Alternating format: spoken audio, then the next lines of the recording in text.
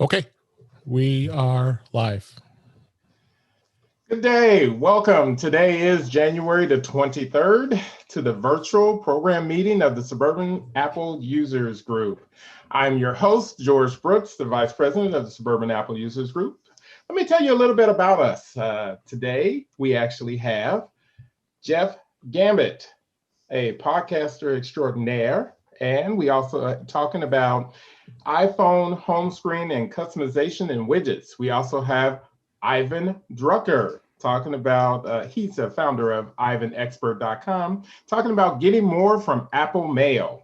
Let me tell you a little bit about who we are. The Suburban Apple Users Group is a group of over 100 Chicagoland area users who regularly meet and exchange ideas about best practices and offer help to each other about Apple technology and current technology trends. We also help everybody save money on using their tech dollars. We know each other's passion about Apple products, and that's the reason why we want you to join us at myscau.org. Okay, for those of you who are live, let me talk to you a little bit about how we're going to do this meeting, okay? As we do all of our live meetings. Please keep your microphone muted when you're not speaking. If you actually have a question, please submit your question in the online chat, and we will ask you to unmute and ask your question at that time. And right now, what I'm going to do is introduce our first speaker, is Jeff Gamet. Jeff is a technology blogger and podcaster, author, and public speaker. Previously, he was with the Mac Observer managing editor, and he's also a tech expander evangelist for Smile. He also presented at Macworld Expo at the RSA conference. That's a security conference for those of you who don't know. And he's also he's several World Camp events along with other conferences. So Jeff just is all over the place with different conferences.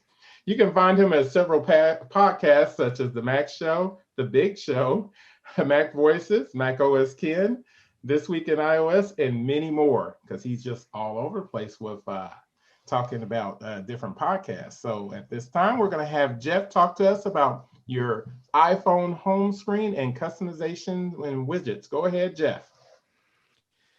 That was quite an introduction, and I feel like you've set the bar really high. I hope I can meet everyone's expectations.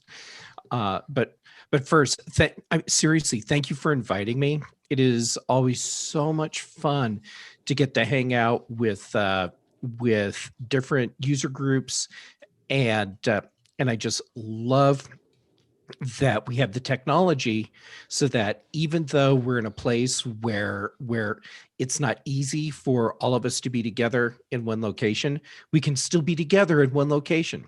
So this is absolutely awesome. Okay, so I am going to be talking about some customization with your iPhone home screen. And so we'll be talking about working with widgets, and if we have time, and I bet we will, we're also going to take a look at how you can customize icons on your home screen. And what I'm going to show you is all going to be done from my iPhone. This also works if you have an iPad, and there will be places where things are different. Actually, there's only one place where it's really different. When I'm showing widgets, everything that I do on the iPhone applies on the iPad, except that you can't put widgets mixed in with applications on your home screen. They can only be in the Today view on the iPad. So just keep that part in mind, and everything else will be the same. And do I actually have the ability to share a window? Yes, I've made you co-host. Oh, great. Well, then, great. My iPhone decided to stop screen sharing. Hold on. Let me get that working again. Of course it did that, because I had everything set up and totally ready to go. So, so of course, it's exactly when it's going to stop working. Okay, let me get that moved, and let's share the iPhone. Come on, I know you can do it. Come on, I know you can do it. I believe in you, iPhone.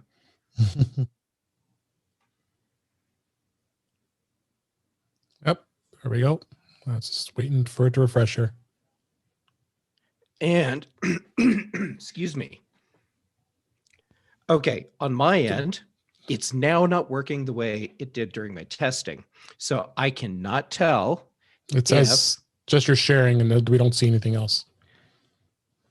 Sweet. Of course it's doing that. Well. Are you plugged? Are you using it wire? Are you using it through AirPlay or are you plugged in? I'm plugged in. Excuse me. Let me stop sharing.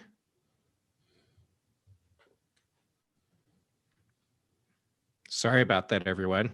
I did a full test ahead of time to make sure everything was going to work. And so, of course, now it's not.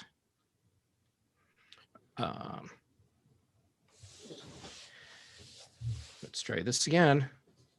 Screen mirroring.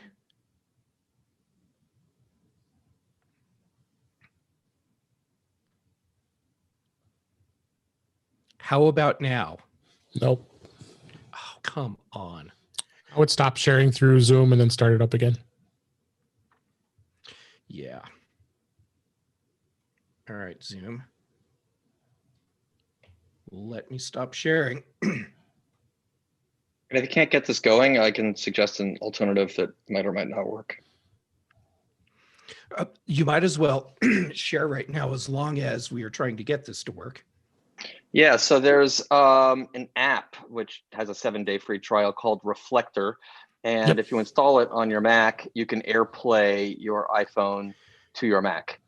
Yeah, the funny thing as is long as you are not using the iPhone.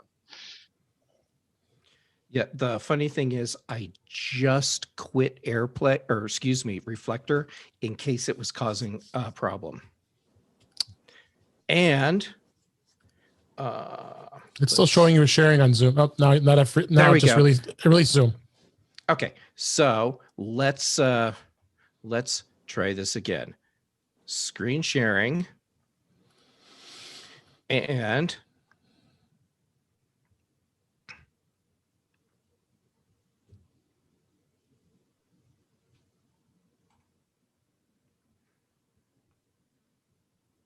share, and it did it again. Maybe you should use Reflector instead. Just share your screen, like your whole back screen. Oh, there we go. Got it. There it goes. Okay. Got it. Apparently having Reflector running when I started might have been part of the problem. Who knows? Yeah, very possible. Okay. Well, regardless, sorry about the hiccup there. And that is the world of live demos. Okay. And actually, before we start diving into widgets, I'm going to show you a little bit about my primary home screen, because I set mine up different than a lot of people do, and by that I mean I have no folders on my home screen, and until you get to other screens, and then you can see I started having folders with apps in them. And the reason I do that is because my home screen is the screen that is loaded up with the apps that I use all the time. And I don't want to have to do multiple taps to get at them. I call that economy of motion. The fewer taps or swipes you have to do to accomplish a task, the better. So my iPhone is set up so that my primary home screen is applications that I use all the time. And they're also set up assuming that I'm using my iPhone primarily with one hand. So the applications that I use most start in the bottom corners and then radiate out from there so that I can reach them with just my thumb. And And so you can tell when I'm holding my phone with my right hand, I tend to use Tot, Ulysses, Instagram, 1Password, Dark Sky, Messenger, Tweetbot. And when I'm holding my iPhone with my left hand, I tend to use OmniFocus, Tweetbot, Slack, Messages, WhatsApp, and apparently I go out for Starbucks every now and then. So that's something that I did that I found allows me the ability to be more efficient just with the way I use my iPhone. Okay, so now let's start talking about widgets. And for those of you that aren't familiar with the idea of a widget is sort of like a mini app that gives you a view into something that that another app is going to give you access to. For example, you can see I have a widget in the upper left-hand corner right here that's showing me the battery charge on my iPhone and my Apple Watch. If my AirPods were nearby, you would see those showing up as well. And so this gives me a quick view to see how much of a charge I have on whatever devices my iPhone is using.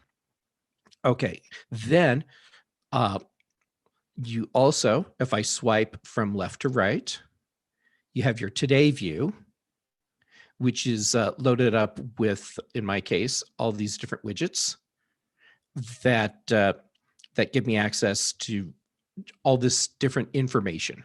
And in some cases, like the case with pCalc, I can actually use this to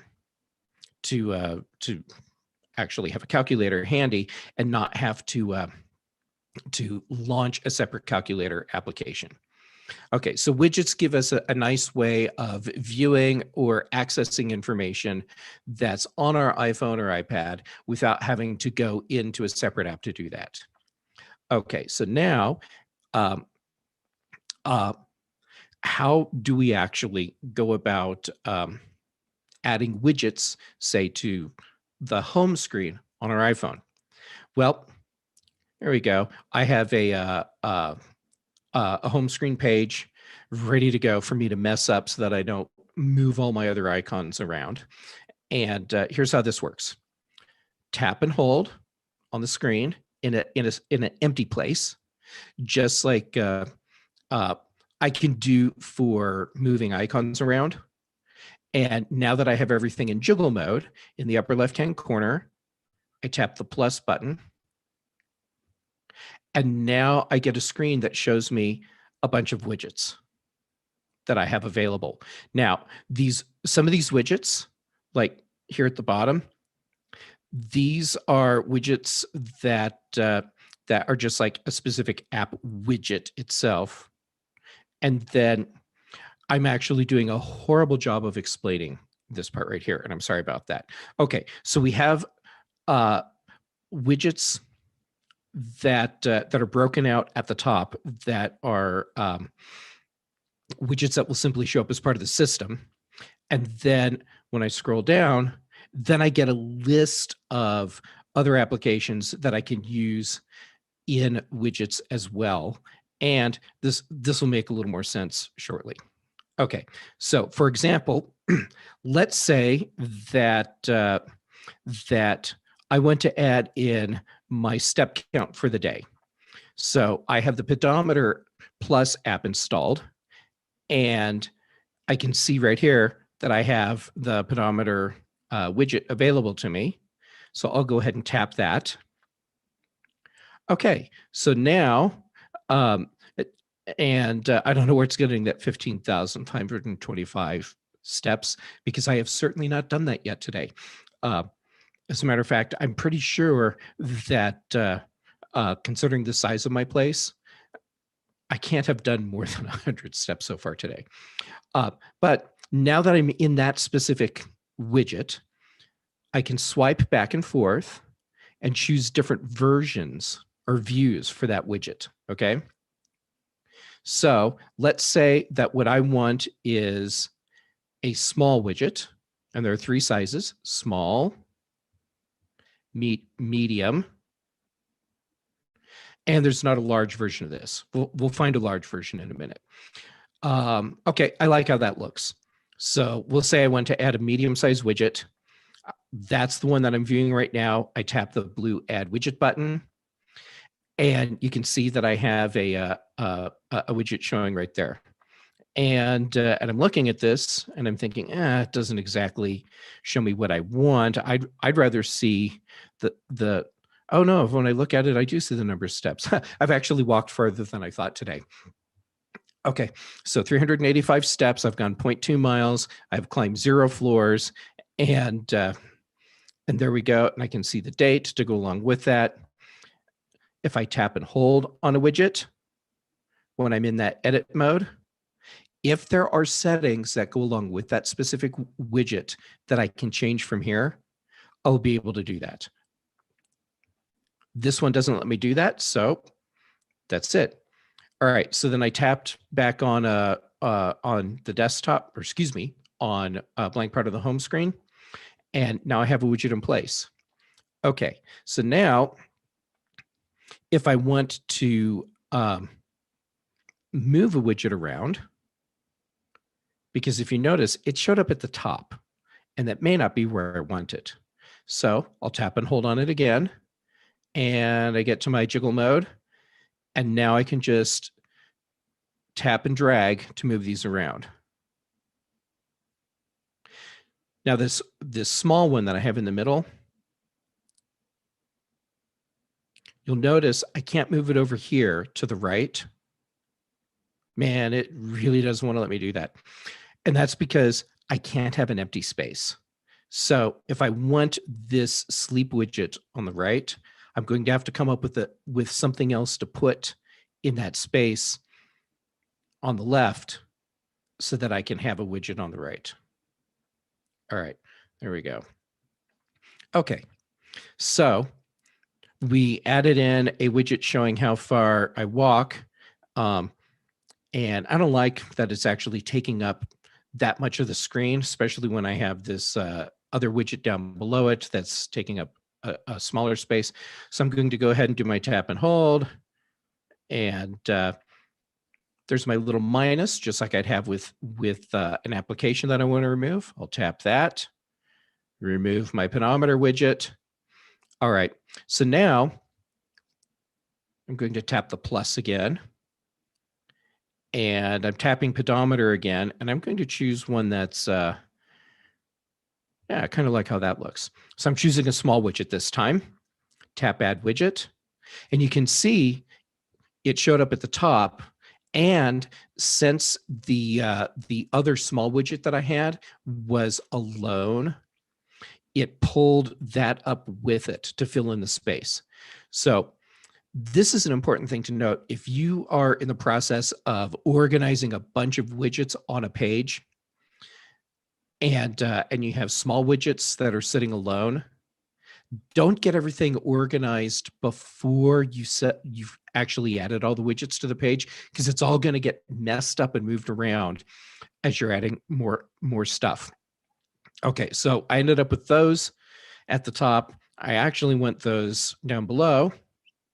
So I did my tap and hold. I'll move the medium-sized widget up. I'll tap my done button, and there we go. Now I have 2 widgets down below, 1 widget up above, and we're starting to make a home screen that has a bunch of information that's useful to me. Okay, let's see if we can find a large size widget to add to this. So I press and hold, tap the plus, and I bet my forecast will give me something. There we go. That's a full size one. We'll add that widget. Oh, and it popped it up to the top.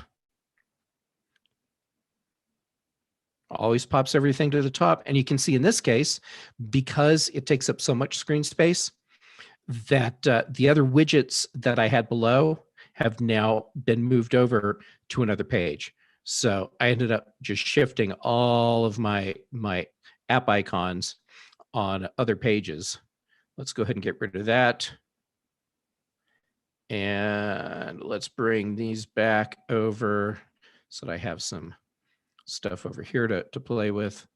Let's put these in the other. Oh, come on. There we go. Okay, done.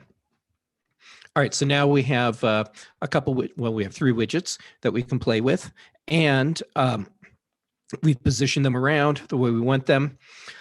Another widget that I would like to take a look at right away is called Siri Suggestions. So let's take a look at that. Press and hold, tap that plus. And as I scroll down, here we go, Siri Suggestions. All right, this one is really handy and I really love it. And at the same time, I can't ever use it because it makes my head kind of melt. So I'll choose that and can see that I can have different views for the way it presents suggestions to me. We'll just use this view. We'll tap Add Widget. Tap Done. Okay, so now I have a group of applications that's just showing up, and you can see it just changed. And what this is doing is using the Siri Suggestions feature where it learns how and when I'm using different applications. So throughout the day, this group of icons is going to change. And it will most likely have the applications that I need to use at any given time. It's absolutely awesome. And it is so cool because it does learn based on my usage habits, and it gives me a nice, easy way to have access to the application that I want right now. Here's why I don't use it. I said it because it makes my brain melt. The way this looks, it fits beautifully on my screen, but it looks to me like an application arrangement that I have made. And since it keeps changing, my brain just doesn't handle that very well. And I go through this moment of confusion where I'm like, wait a second, those aren't the applications that I usually have there. So I don't use this, which just sucks because it is such a useful thing. Okay, but I wanted everyone else to know about it because there we go. It is such a cool little tool. All right, so I did my tap and hold. I'm going to tap Remove Widget. Yes, let's go ahead and remove that. And when I have Excuse me, Jeff. We yes. actually have a few questions in the chat. Oh, and I'm not even seeing the chat. That's okay. That's what I'm here for. Well, then please help me out. No problem. Let's start off with Marcia Hobson. Marcia, if you can unmute and go ahead and ask your question. What was my question? Where'd it go? I don't have that pedometer widget on my phone. Is that a special app that you downloaded? Yes, it's part of Pedometer Plus. And actually, since right here, I can even go so far as to show you where to find it. So let's go to the App Store. And let's look up Pedometer Plus. Here we go. So this is it right here. Okay. And it's an app you can download for free. It does have paid, in-app purchases. And the reason I use this is because even though Apple includes my step count in all of my health kit data, it doesn't display it on my Apple Watch. And when I first started doing a fitness tracker thing, it was with a Fitbit, which is all based on step count. And that's a metric for me that is really, really important. So I wanted that on my Apple Watch. It turns out Pedometer Plus has a widget for Apple Watch that shows your step count. So I installed Pedometer Plus and got my step count on my Apple Watch just like I want. And the bonus is now I get to have all of these extra widgets that I can use on my iPhone and iPad as well. So And was there a special way that you got that blank page in the middle of your other home pages? yes, well, it's not that special. What I did was, let's just hop over here. Okay. Whoop. So here's a screen that has a bunch of apps on it.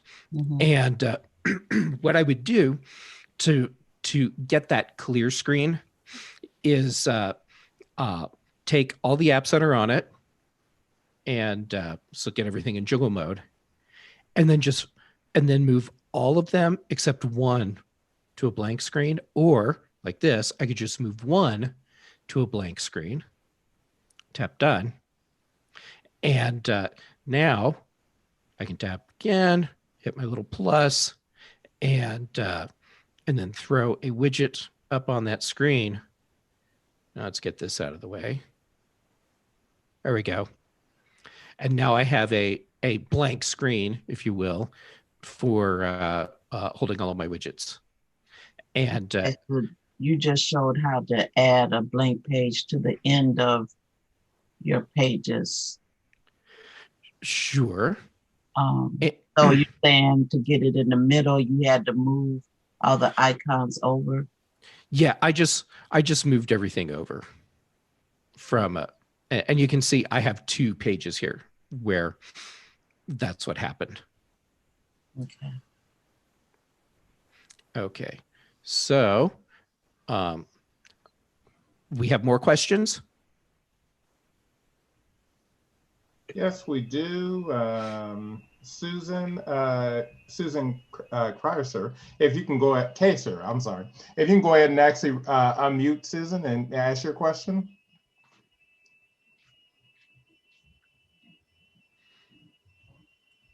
Susan? I can go ahead and ask it. She was asking, how do you move all of them all at once, the apps? If you want to Thanks. move all It of took me a them, while to unmap. Yeah. if you want to move You- all the apps at once, an easy way to do that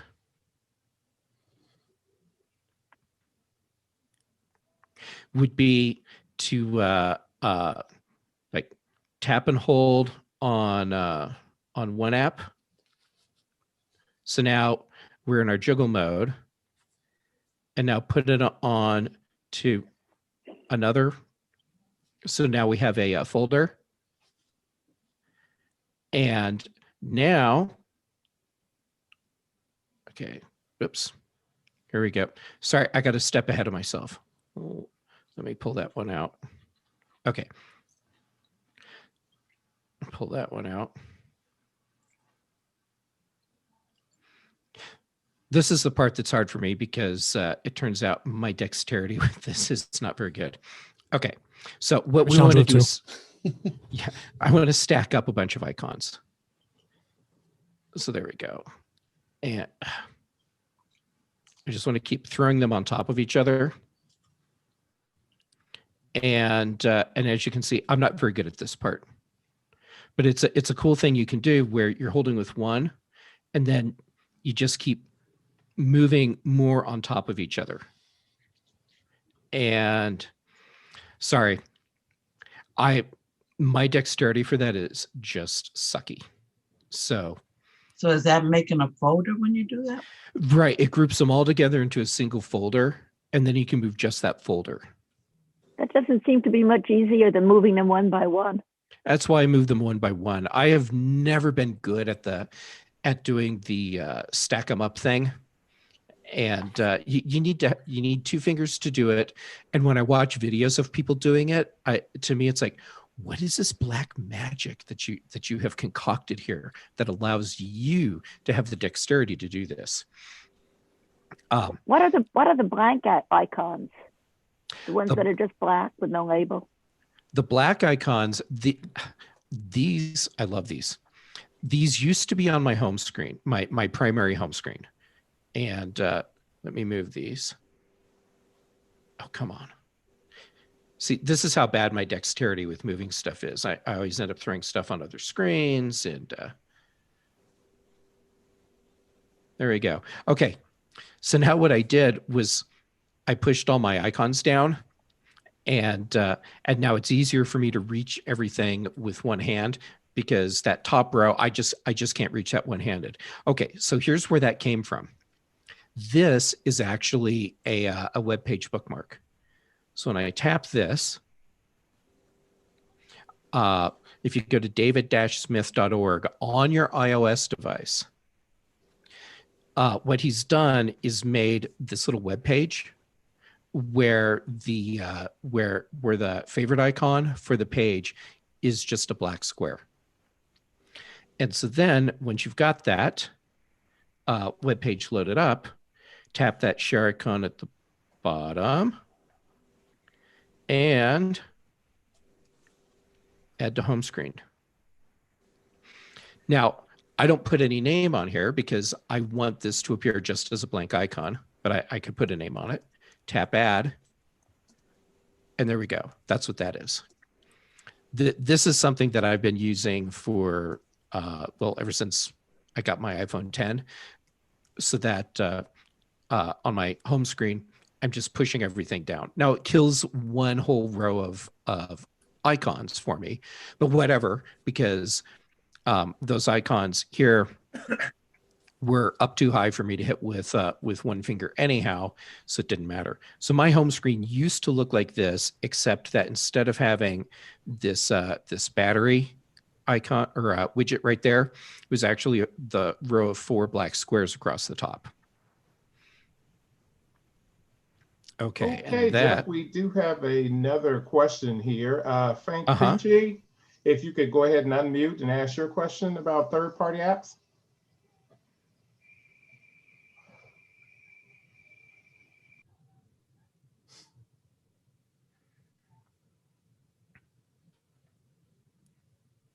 Okay, I guess I'll read the question for Frank. Are third-party app developers beginning to pick up production of widgets for their apps? Yes, I'm seeing more applications that are offering proper widget support now compared to when iOS 14 first launched. And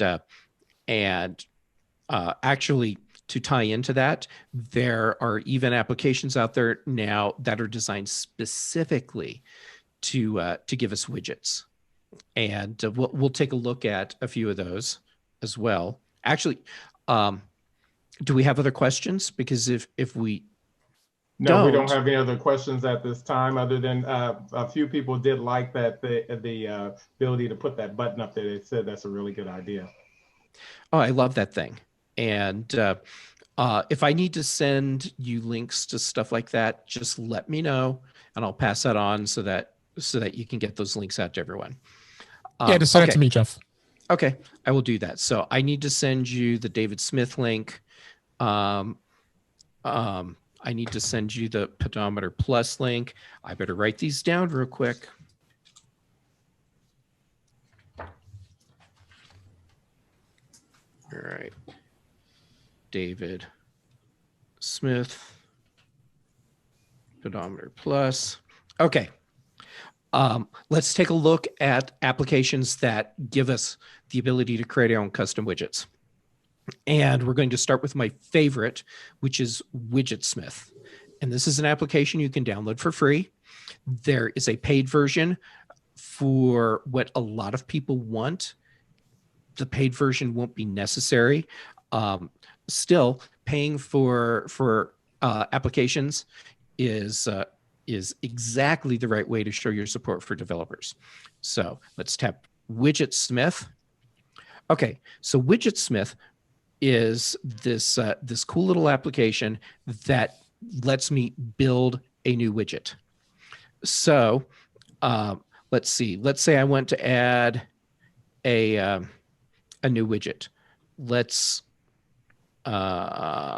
say a small widget.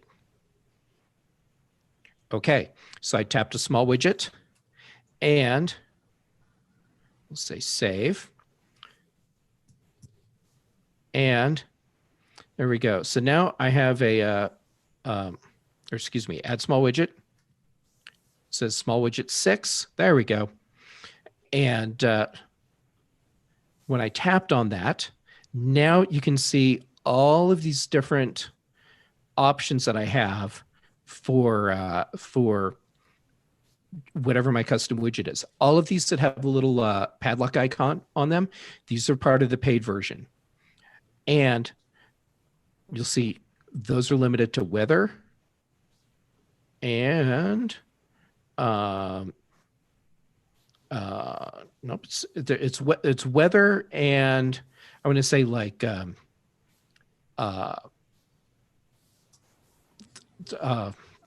there's one other thing, and I'm sorry, I just can't remember what it is. So okay, so what we're going to do is oh, that's it, tides. Tides was the other thing. Okay, so let's say that I want to have a widget that shows me the sun path. Okay, so now I've set that.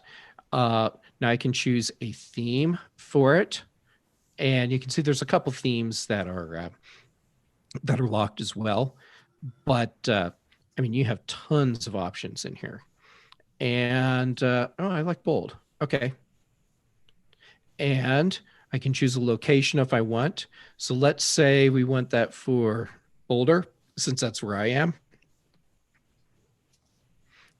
And now we will tap save. There we go. So I have this small widget right here that we just made. It's called small 6. Let's actually change that. So I'm going to tap on it. I'll tap on its name where it says small 6. And just call this one sun. Save. There we go. Okay.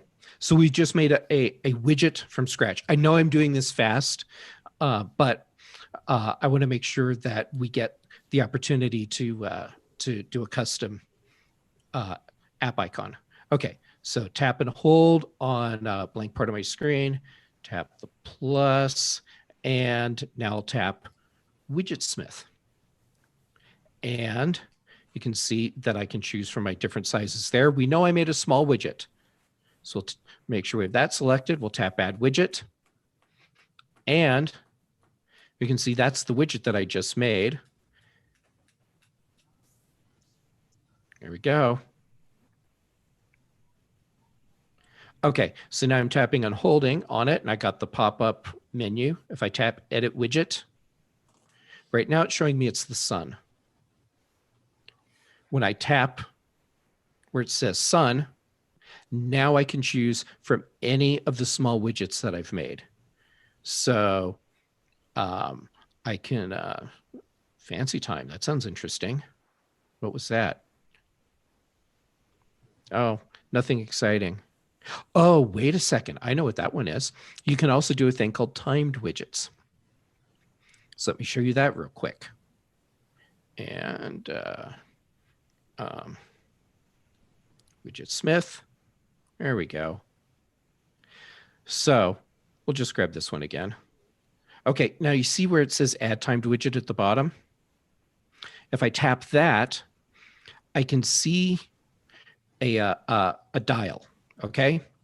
So now this widget will show this specific thing during this specific time, okay? And so in that case, what it means is that between 8 a.m. and 10 a.m., it's going to show me this, this sun view or sun cycle view. If I tap that little plus, there we go. Let's say right there. And excuse me, I'm explaining this wrong.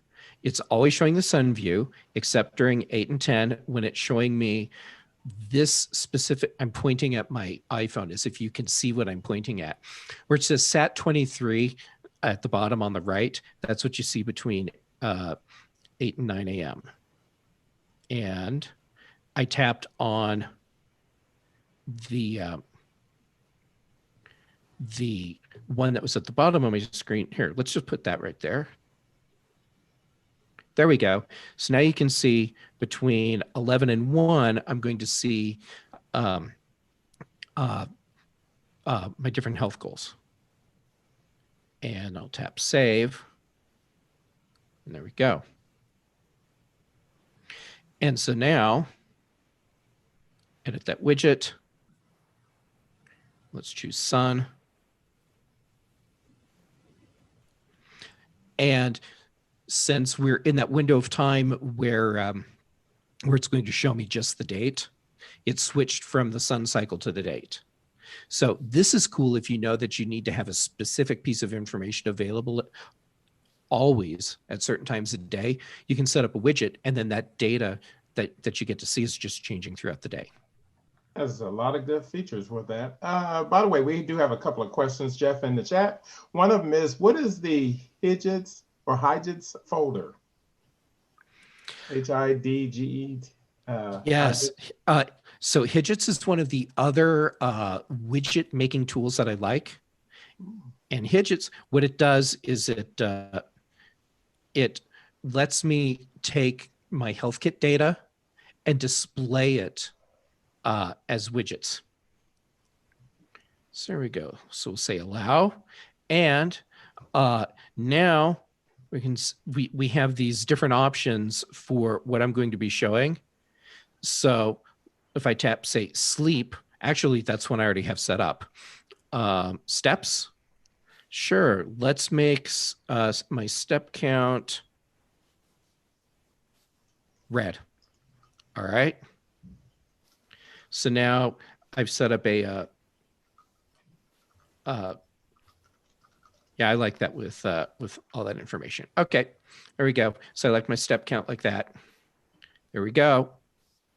All right, so now if I go back here, you can see that I have the Widgets sleep widget set up and ready to on my screen already.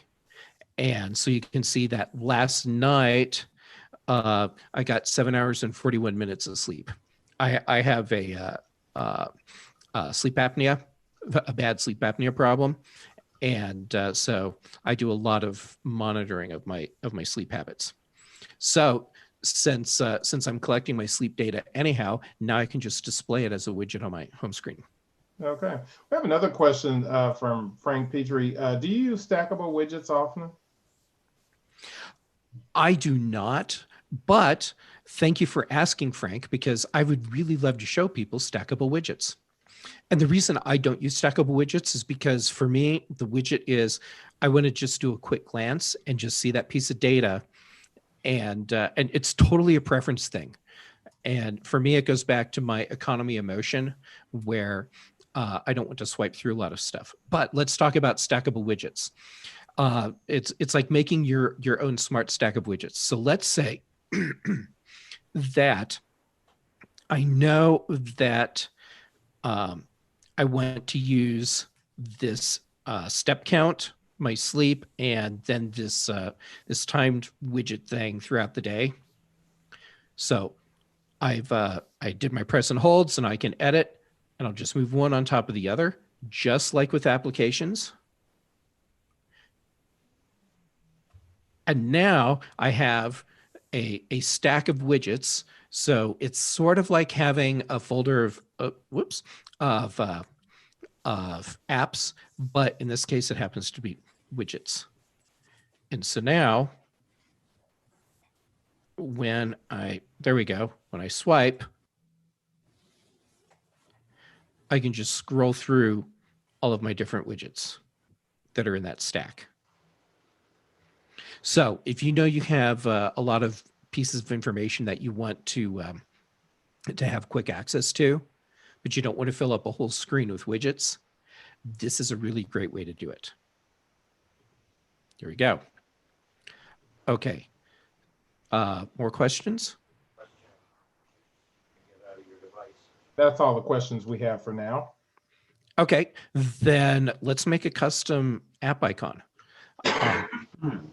So, of course, on the Mac, it's easy to make or change the icon for something. It's something we've been able to do for literally decades. What? Tell me when someone new starts talking. And topic changes, I'll holler.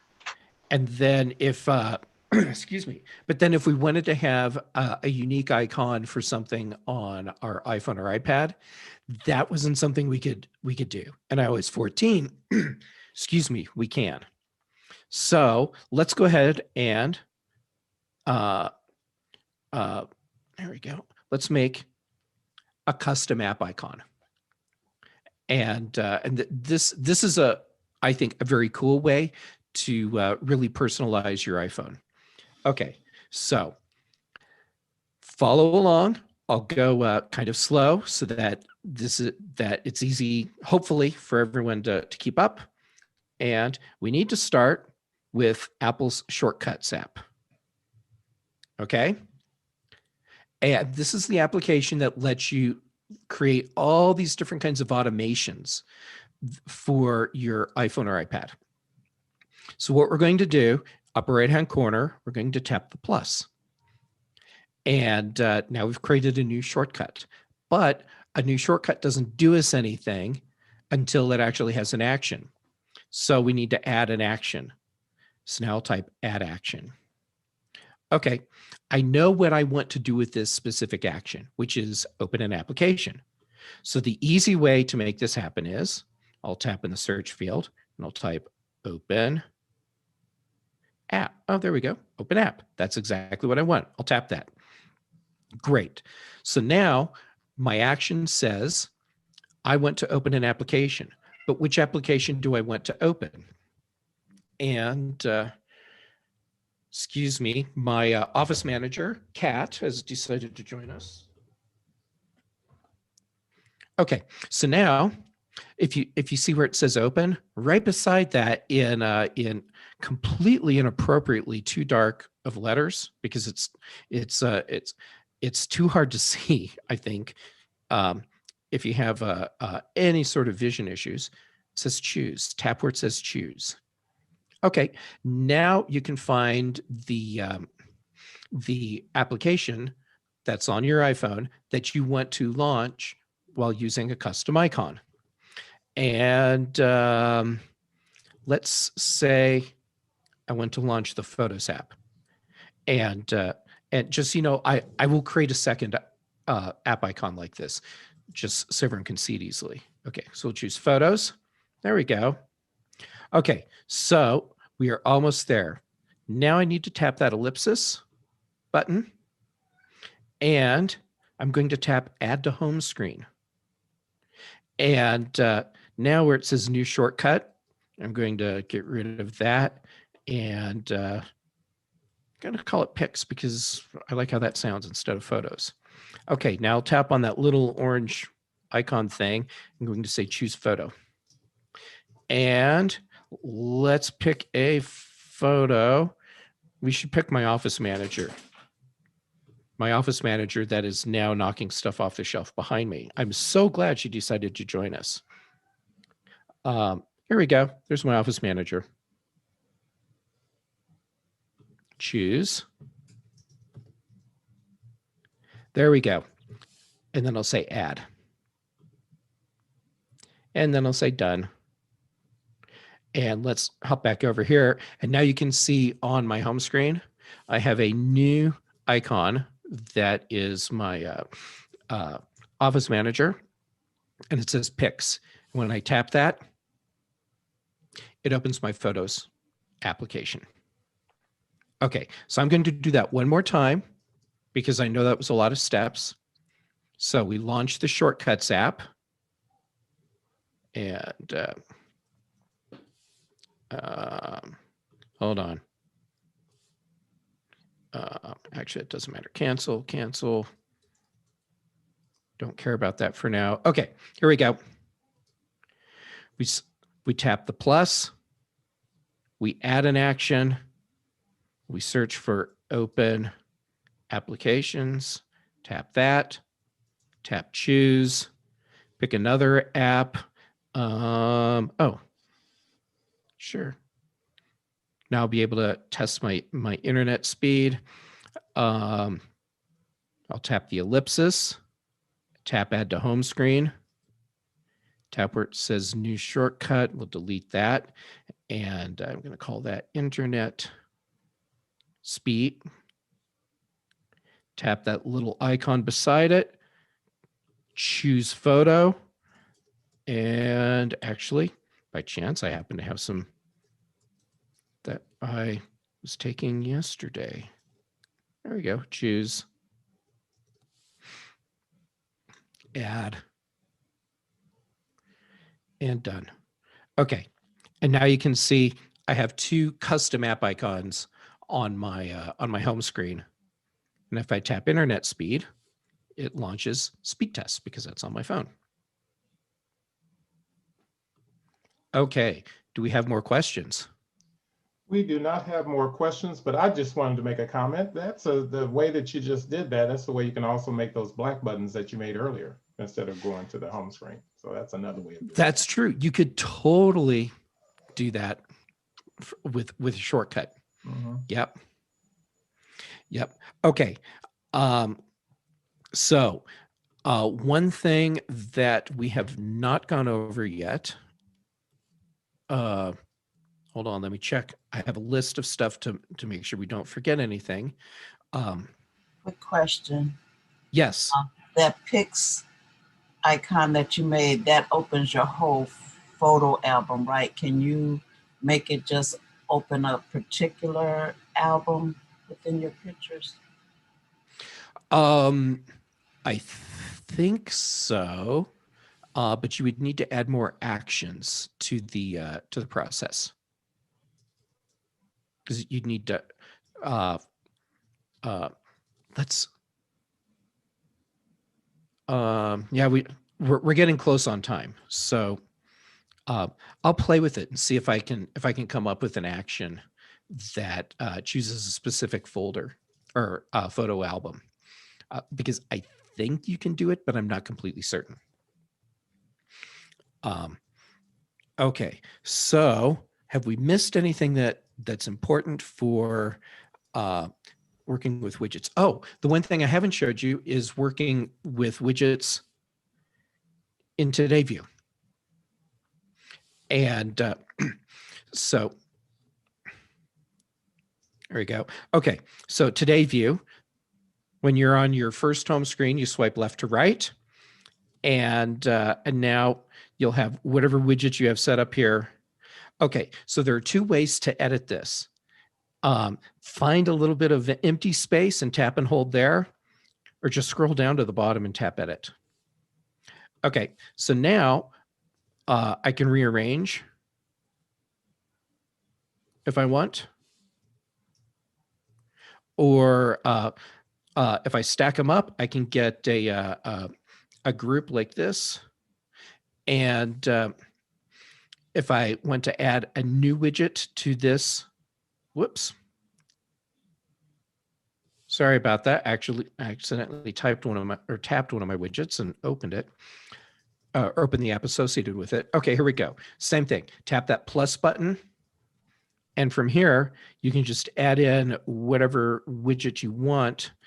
And let's say that I want to add in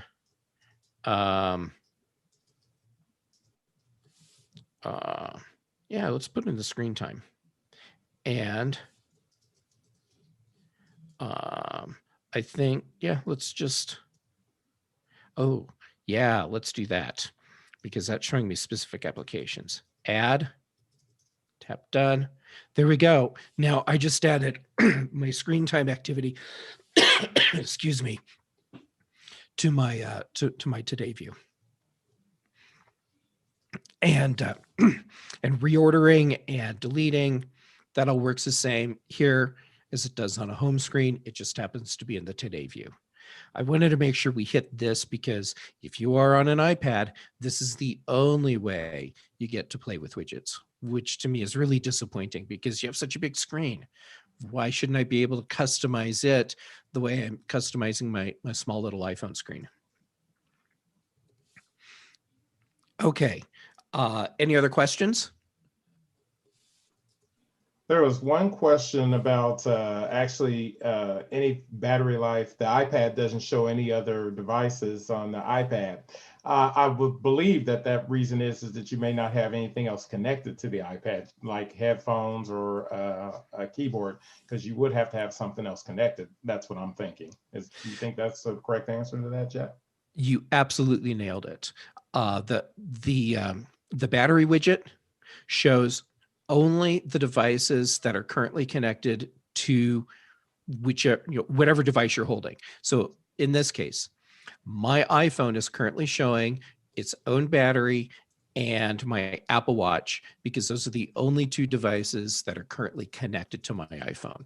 Okay. And if my iPad was handy, I think my AirPods are actually connected to it right now. So it would show my my iPad's battery, my Apple Pencil charge, and my AirPods. Oh, that's nice to have the Apple Pencil displayed there. We have another question from Davis Knight. Davis, if you want to go ahead and unmute and ask your question. Hey, Jeff, thank you so much for being here today. I really appreciate it. Oh, thanks. I'm seriously happy to be here. And I was just going to ask a question. I'm not sure if this is part of your presentation, but can you touch on how to hide specific home screen pages? And also, and do you use the app library? Well, first, let's swipe on over. And here's the app library. It's just always there. I like the app library because it's just this automated way of grouping applications for me. But I actually don't use it very much. To mess with your home pages, hide and okay, apparently it's not going to work for me. Okay, so I should be able to tap on the button, or I don't want to call this the ellipsis, the row of dots at the bottom, and get my view to show and hide pages. I think you have to go into wiggle mode first.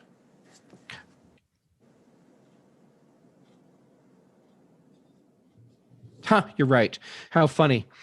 It's okay. So this is one of those things to me that is frustrating with iOS, because things that I do on a regular basis, when I go to actually tell someone how to do it, because it's not an intuitive thing, I'll end up forgetting a basic step, like don't forget to go in wiggle mode first.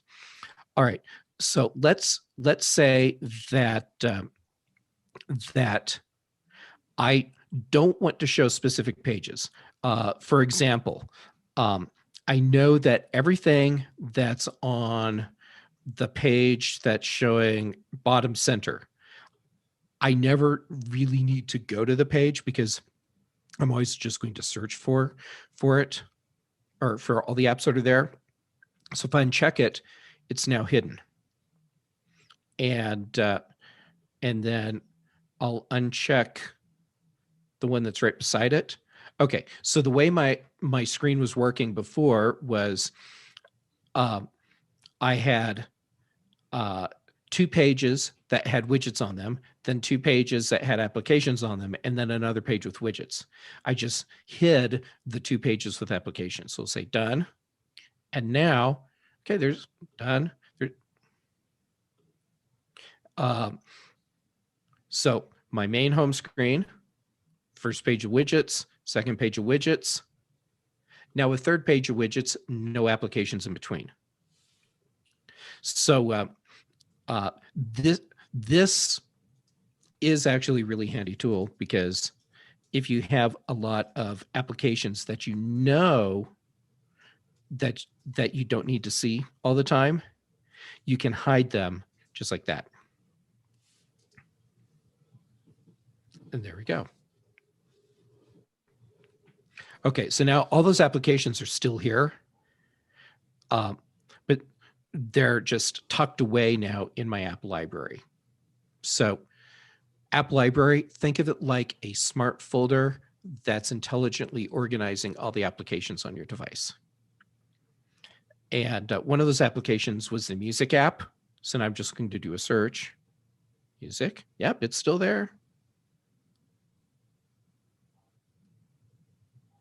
I just can't see the application right now.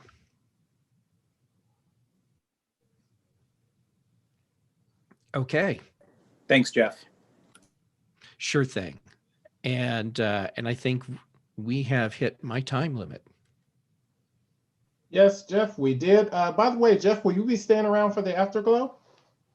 I am more than happy to stay around. Okay, we appreciate that, and we look forward to you staying around. So if anybody has any additional information or questions they may have, we appreciate that. We appreciate the time that you have taken with us now. You have shown a lot of great things during your presentation. I was actually altering my screen. I really do appreciate it. Okay, and we look forward to talking with you after. For those of you who are watching this on a recording, see if you were live, you could ask them a question later. Okay, but now I'm going to introduce our next speaker, who is Ivan Drucker. Ivan founded IvanExpert.com in 2002. He is a certified Apple support professional and a member of the Apple Consultants Network. In the 1990s, he was an Apple employee working as an engineer at the Apple headquarters in Cupertino. He also served as a development manager for a website of Sotheby's Auction House. He has been using Apple computers since 1978 when he got his first Apple II. I know exactly what you're talking about there, Ivan, because I've done the same thing. So at this time, I'm going to let Ivan take over and talk to us about Apple Mail. Go ahead, Ivan. Hey, good morning, everyone. I am Ivan Drucker. Can everyone hear me okay? Does everything look good? Everything sound good? We're good in general? Yeah. Yes, we can hear you. Fabulous. Okay, so yeah, I'm Ivan. I founded Ivan Expert Mac Support. We're a boutique Mac consultancy in New York City that specializes in helping home users with their Mac problems and iPhone problems and everything problems, life problems. And we have an outpost in Santa Barbara, California, which is where I actually am now. And so over the years, and it has been many, I have encountered a lot of different mail ways of interacting with email, Apple Mail being among them. And so it's an app I've gotten to know reasonably well. So I am going to talk about it with you here today. This is not going to be a comprehensive overview of this is mail and this is what it does. It's more going to be, these are the things in mail that, I'm going to touch on some common things, but I'm also going to touch on some things that I think are interesting or noteworthy, or, this is coming from my consulting perspective, potentially something that you might need to be aware of in a troubleshooting situation. So with that said, I'm happy to, adapt what I'm talking about to whatever interests you. So George, I'll rely on you I don't mind being interrupted and say, hey, can I answer a question about something? Sure, no problem. Great, thanks. And because I'm happy to, and I'm happy to steer the whole thing impromptu. It's depending upon what's interesting to people. So, yeah. So I guess so first of all, just as a means of introduction to Mac Mail, I'm going to say Apple Mail and Mac Mail interchangeably. I sometimes say Mac Mail to distinguish it from iPhone Mail, but we are talking about the same thing. I think Apple Mail is how it's more commonly referred to.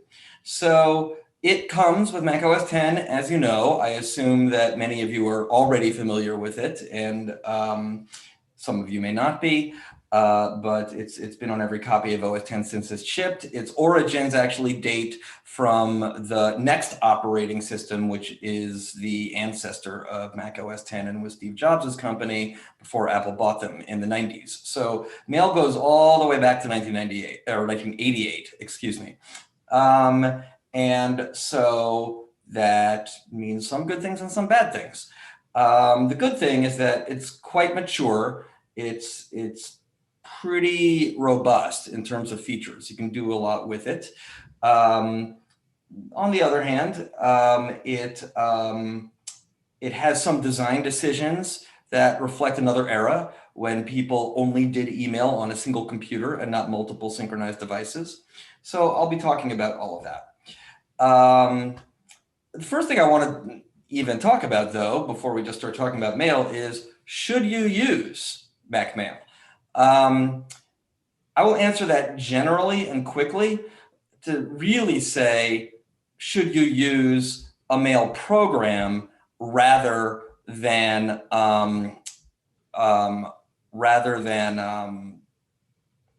sorry, I'm just having a Zoom issue here. That's fine though. Should you be using a mail program rather than webmail? Some of you probably use webmail, and there's pros and cons to each. Webmail, you're going right through the source. There's no intermediary software like mail or anything else to potentially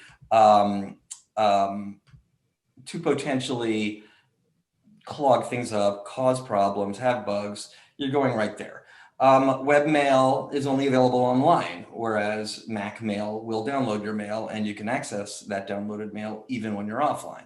So those are reasons that you might want to use mail versus not mail. One other, the number one reason to use mail though, versus webmail, is if you have multiple email accounts, you can look at them in a single view in mail. You just can't do that in webmail. If you have multiple Gmail accounts, you have to toggle back and forth. Same thing with Yahoo or AOL or any other webmail. And probably the number one downside to using mail is it's a little less immediate, and it does have bugs. Like, I'm not going to say it doesn't. I'll talk about a little of that as we go, but it's reliable most of the time, but not all of the time. Okay. Any questions so far before I get into some of the details?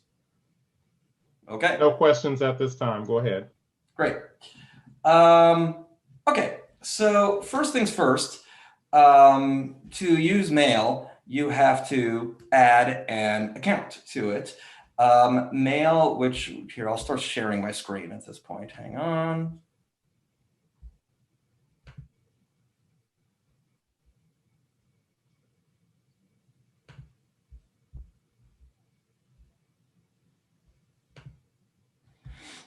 Okay, so here we are looking at mail. You add accounts to mail you can do it from within the mail preferences, but it really just routes you to system preferences. System preferences, internet accounts, this is where you add mail accounts really in modern Mac OS 10, or excuse me, modern Mac OS. And I have added several different accounts here for the purposes of this demonstration. There are three kinds of mail, supports all three of the common mail protocols. That is the language with which mail talks to a mail server. It supports IMAP. It supports EWS, which is a Microsoft Exchange proprietary system. And it supports POP, which is old and people don't use it much anymore, but it is unsynchronized mail. Whereas IMAP and Exchange web services are synchronized mail. If you choose iCloud or Google or Yahoo or AOL, what you are getting under the hood is IMAP. It just pre-configures them to be able to use with that. I won't get too deep into the weeds on that, but I'm happy to answer any questions about it if you want to discuss them. The one thing I want to say, though, is that if you are still using POP mail, the implication is that, oh, you send something on your phone, that's not going to be in the sent folder on your computer. You indicate something is read on your computer, that's not going to indicate it on your phone. POP just downloads to different places. If you're still using an old POP account and you want things to be synchronized, you should investigate whether that account can be used with IMAP, which is synchronized, or you should consider getting a new account. All the big mail hosting services, anything current, will support IMAP, or in the case of Microsoft, Exchange. And those are both synchronized. Now we're going to start looking at the mail app itself. Any questions so far? No, sir. Okay, cool. All right, so this is the mail window. This is how it appears in Big Sur. It underwent some interface changes relative to Catalina. All the functionality is basically still the same. Like much about the rest of Big Sur, it's more like, oh, they moved this over there and that over here. So what we are looking at here is I have set up 3 accounts just for the sake of the exercise. One of these is an iCloud account. That's my Mac.com. One of these are all kind of junk accounts for me. One of these is a Google account, which is this one, ivanx at ivanx.com. And one of these is an Exchange account, which is this ivanexpert.com. All of these, it's neither here nor there, but I just want to show you that mail can handle all of these different kinds of things somewhat seamlessly. Now, if you only have one account in your mail, you will not see this all inboxes, all drafts, all sent. You will just see one inbox, one sent, one draft, that sort of thing. If you have multiple accounts, then there is these triangles that allow you to either look at everything together by clicking on all, or looking at anything individually by clicking on them individually. Excuse me, Ivan. We actually have a question from Davis Knight about the new view. Davis, if you want to go ahead and unmute and ask your question. Hey, Ivan, I didn't mean to interrupt you. First of all, thanks for being here. I appreciate it. I wanted to make sure that, and you may be getting to this in just a few minutes, but one of the interface changes that I think is a bit frustrating with Big Sur is that you seem to have lost a number of the general folders that would consolidate a lot of information. So for example, you have the all sent folder, which is I think 4 lines below where you're at currently. But you've lost things like all junk, all trash. Can you recreate those since we lost those views with the update? Yes, we can. So Apple has, thanks Davis for the question. Apple has consolidated what used to be the upper left-hand corner of Big Sur with its favorites bar that used to be horizontally across the top in Catalina. And so everything now up here in these sort of common folders is considered to be a favorite. So if we go ahead and favorite, so down here, we haven't quite gotten here yet, but you will see each account and its relevant folders down here. So if you go ahead and say right click on junk and go add to favorites, you will see it appears up here. And if you right click on junk in another account, it will show up here. Sadly, we don't have a consolidated view. You could use a smart mailbox, which is one thing I'm discussing, to create a quasi-consolidated box, if that's what you want. Does that answer your question, Davis? Yeah, I've been really sad that those features have gone away. So I was curious about how you could sort of, Frankenstein's not the right word, but create one on your own. Yeah. Since we're here, why don't I skip ahead and show you how one workaround. I'm not saying it's a solution, but it's a workaround. So if we go to new smart mailbox, for those of you not familiar with smart mailboxes, a smart mailbox is really a kind of saved search that shows you messages based on rules rather than mailboxes you're creating. Oh, and when I say mailbox, the language inside mail is the word mailbox is used where one would normally say folder. So when I say mailbox, I'm talking about a folder. Anyway, a smart mailbox is a smart folder based on rules, much like the Finder has. So we can create a rule that says, or can we? Hang on one moment. I haven't actually done this. I'm sort of improvising here.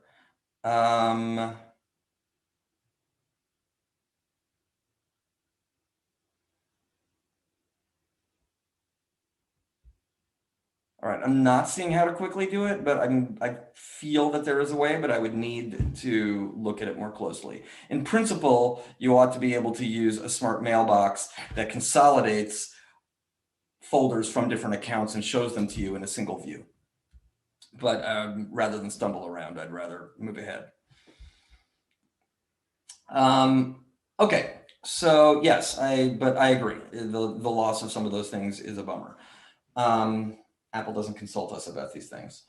Okay, one thing I want to talk about, also relevant to this. So let's talk about the junk folder. For those of you not, I assume many of you know this already, but the junk folder is automatic. It's things that are presumed to be junk, and the one thing you will probably want to do is, in your preferences of Mac Mail, is disable junk mail filtering, unless you use an old mail host with poor spam filtering.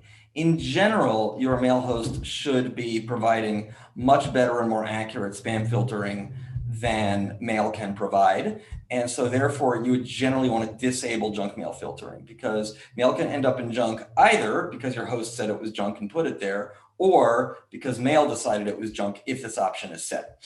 If you actually do want in-app mail spam filtering, as opposed to relying on what your host says, what's in mail is not that great, and you would do well to investigate an app called Spam Sieve that works more effectively if you want spam filtering there in mail. So that's junk. On most hosts, big ones anyway, like iCloud and like Google, Gmail, I'm going to say Google and Gmail interchangeably, the junk is automatically deleted after 30 days. So if you want to make sure you're not getting false positives, meaning mail that you want that's actually going into junk, you will want to keep an eye on it once a week or something like that. Any questions about junk? Okay. So then next up is trash. So again, as Davis noted, trash used to be up top. Now it has been consigned to the individual trash folders within each account.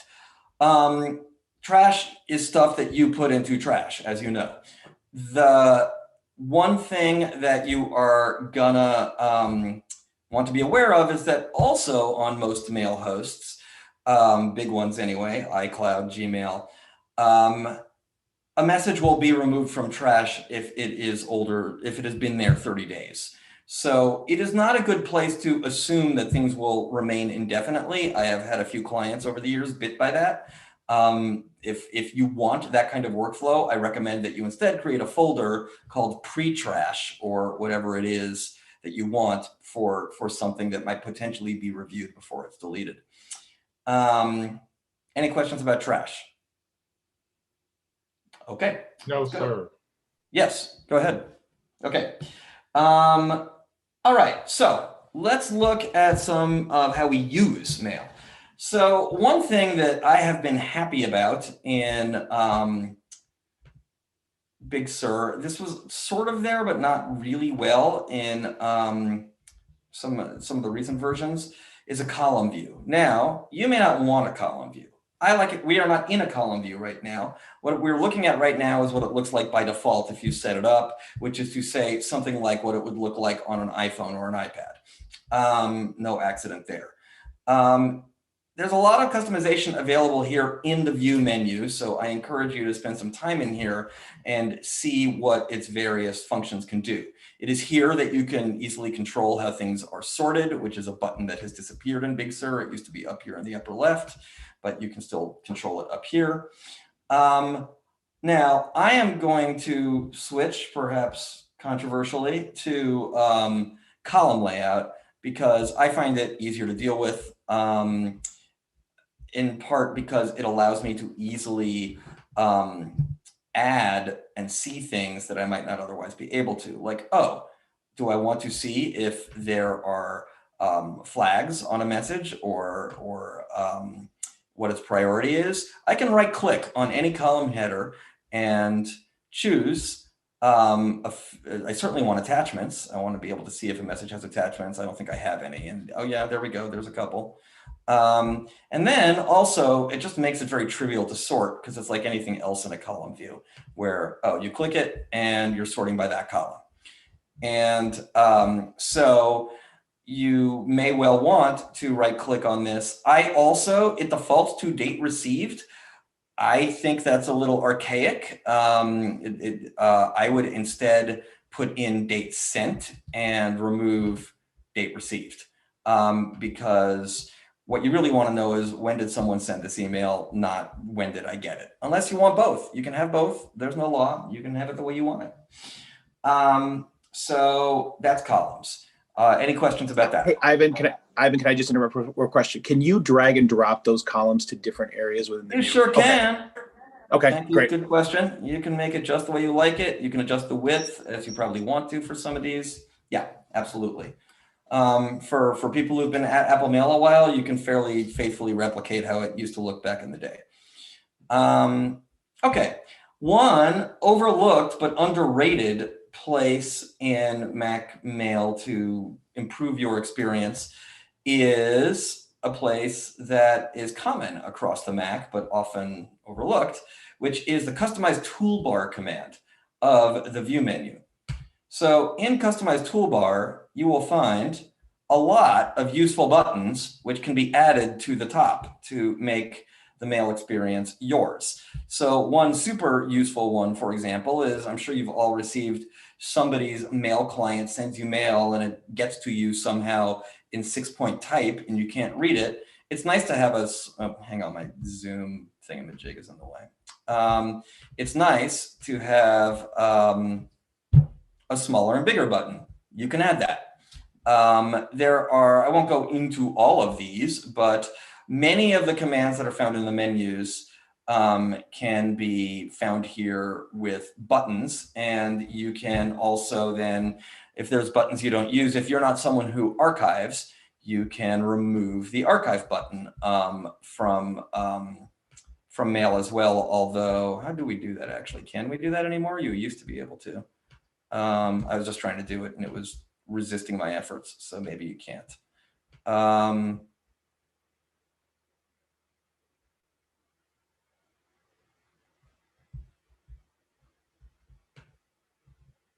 Put that there, but then we just have two archives. All right, I don't know why we can't remove, all right, well, all right. That's a big Sur thing. In any event, I'm not sure how to get stuff out of the toolbar. Maybe it resists stuff that's dimmed out.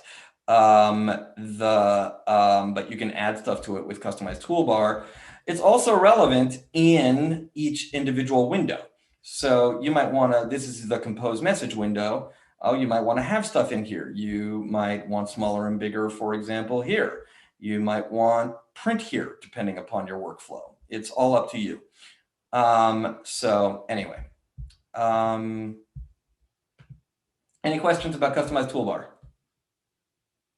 Okay. No, but those are some good features that you're showing. Yeah. Okay, so another feature is, I'm not really set up to show you, but is VIPs. VIPs are people that are indicated in your Contacts app as being VIP. I'm not going to demo that because my Contacts app isn't actually set up on this demo machine, but you can designate a contact as VIP or you can designate an, hang on one moment, Now, Ivan, as soon as I said no, some questions actually came in or comments came in. One of them is about you could actually remove items by command and dragging them. And also there's another comment. Very nice, thank you. That works. And sometimes people send emails marked in several different ways, like important, etc. Can I stop that email from arriving in 3 or 4 folders? Yes. I am guessing, if I had to guess, that we are talking about Google accounts in particular, because Google likes, I want to ask the question, or do you use a Gmail account or a Google account? Celeste, if you can go ahead and unmute and continue with you and Ivan for direct dialogue. Yeah, I do have a Gmail account. I have 3 accounts that feed into my mail account, one of which is a Gmail account. Okay, thanks. I had a feeling, and thank you for the question. The what will happen is that Google has these, Google itself, Gmail itself decides, oh, this is important according to its algorithms. And then it shares out that important as though it is a folder, and then here it appears under important. Is that what you're referring to? Yeah, I mean, I only need the email to arrive in my inbox once. I don't need it to arrive in 2 or 3 or 4 different places. So I totally get it. What you want to do, does anyone mind taking a quick detour while I show how to do this, or do you want me to just talk it through? It's a setting at Gmail. Oh, sure, go ahead. All right, let's do it. All right, so if we go to gmail.com, and just bear with me one moment while I sign in.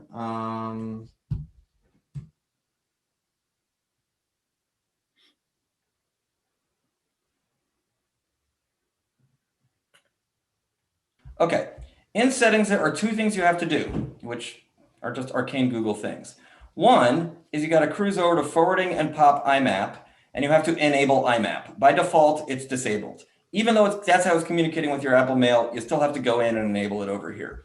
And then you would save changes at the bottom after you do that. Then, once you've done that, what you want to do is go to Labels. And in Labels, you will see this checkbox here on the right, Show in IMAP. And this controls what shows up in your Mac Mail. So you will see that I have important unchecked on this email account, which is not actually the one signed in over an Apple Mail. But you will want to go into your Gmail account, go to settings, enable IMAP, go to labels, turn off show in IMAP for important, and probably also for starred, unless you want that. You probably want to turn it off for everything except the obvious things like sent and drafts and spam and trash. It is important that you leave it on for all mail that I will, for reasons I will get into. Does that answer your question? Yeah, I think it does. Thank you. Sure. Okay, back to mail. All right, so I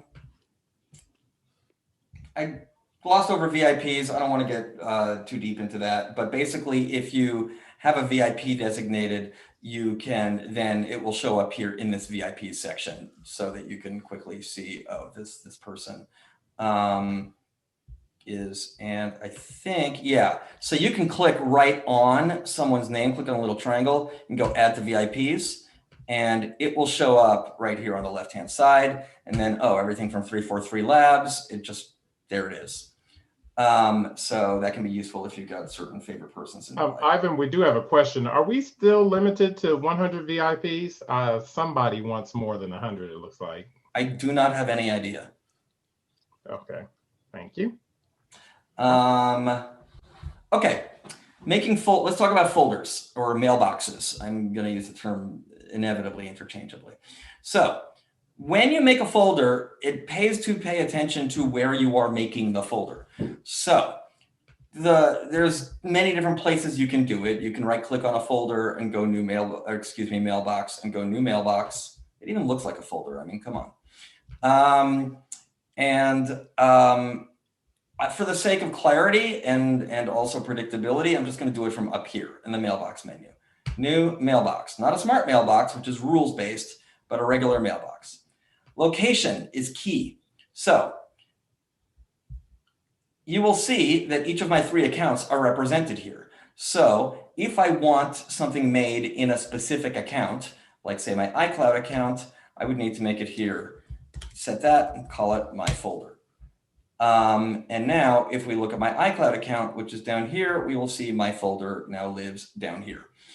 If I wanted it to appear up top, I could go add to favorites and then it would also appear up top. If if we go to preferences, I'm sorry, if we go back to new mailbox, you'll see that now I also have the option of making a subfolder inside my folder if I specify it in location. I'm not going to do that right now, but I could, or why not? Okay. Now, one thing I want to mention, so for one, I recommend, I mean, everyone's workflow is going to be different, but if you're a folder person, I'm not anymore, but if you're a folder person who makes lots of folders, I recommend that you choose a favorite account for doing that. Rather, I mean, unless your accounts serve different purposes, like personal and work, and then you do want your work folders in your work account, and you do want your personal folders in your personal account. But if you just have multiple accounts and they're all personal, and I would probably recommend making all the folders in one account, just for organization's sake. The one thing you should be aware of, in general, probably not do, but some of you may want to, is on my Mac. If you make a folder inside on my Mac, it is what it sounds like. It is only on your Mac. If you move a message there, it is no longer on the server, and you would have to rely on a backup of your Mac if something were to happen to that folder or your Mac as a whole. So if you are using on my, there are some good reasons to use on my Mac. Like, for example, if you have an account that's space constrained and you do need to remove things, but you want to keep them in around, you could put them in on my Mac. You just need to make sure that you've got a time machine situation going. I would not necessarily rely on cloud backup services to back up your on my Mac mail. I would recommend also having a time machine.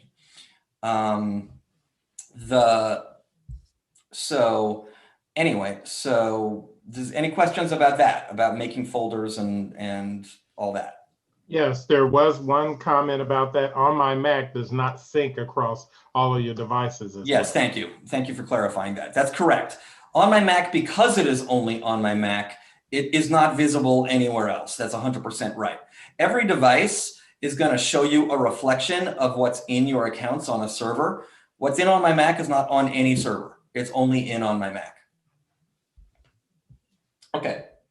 So we do actually have a question here from Dennis Murray. Dennis, if you want to go ahead and unmute and ask your question there.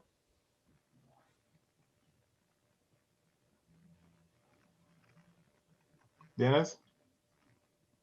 Okay, yeah, there was a racket in back of me there for a while. I need to reset a Mac, okay, which will delete all the saved emails in the section that my wife made on my Mac, in that section on my Mac. Yeah. What's the correct way to save and transfer to the reset Mac after I do it? I will touch on that actually if we have time when I get to import, but I will say generally, one, you might want to consider moving the stuff that's in on my Mac to a server account, like a folder that's in a server account. If you do that, I recommend that you do it patiently and in moderate chunks, like say 1,000 messages at a time or something like that. Mail can bomb out. So when doing that kind of operation and it is slow and you don't get a ton of feedback, I would recommend simply looking at another device that's signed into the same account to see whether it's fully loaded up and then do the next chunk. So it's tedious, but it's a long-term solution to the problem. If you do want to keep it within on my Mac, you have two choices. One is you can, if you have some kind of backup, like a time machine backup, or you can manually export the folders prior to backup, which is like I could click on this and choose export mailbox, and it will save it as a file that can then be imported later. You can also import the entirety of the folders in and on my Mac via the import command. It has some odd components to it, which I may get to if we have time, but I would recommend one of those methods. Or of course, if you are restoring a time machine backup or migrating from a time machine backup, everything will just come back as it was. Okay, thanks. Sure thing. Hey, Ivan, just one question about that. I'm just kind of curious.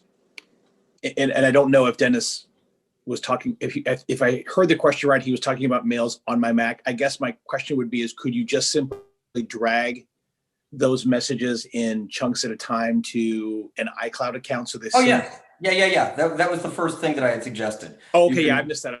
I'm sorry. Yeah. Okay, yeah. You can, and as a long-term solution, I would probably recommend something like that, because I think in most cases, it's probably preferable to have your folders in a cloud account, whether it's iCloud or Gmail or wherever, but that way they're available everywhere. And if you need to reload a computer, you have all your folders. Okay, yeah, thanks. I just wanted to clarify that. For sure. Okay.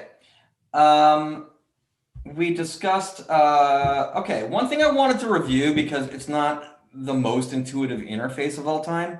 It's not impossible, but it's just, is signatures. So people like to have signatures on their mail, and this is the interface to it. Here is the thing. It has this sort of very flexible concept of, oh, you can have all these different signatures and you can arbitrarily assign them to all these different accounts at your choosing, but it actually requires a few extra steps. So let's say I want to make a signature. I can go plus, and it's like, sure, that's a good enough signature for today's purposes. The default name is going to be signature number 1. I can give it a more descriptive name. Let's say Ivan X, which is my music name. Okay, so now what you can do is you will notice now you've made a signature, but it is not assigned to any account. So what you need to, and if you were to click an account, you can't pick it.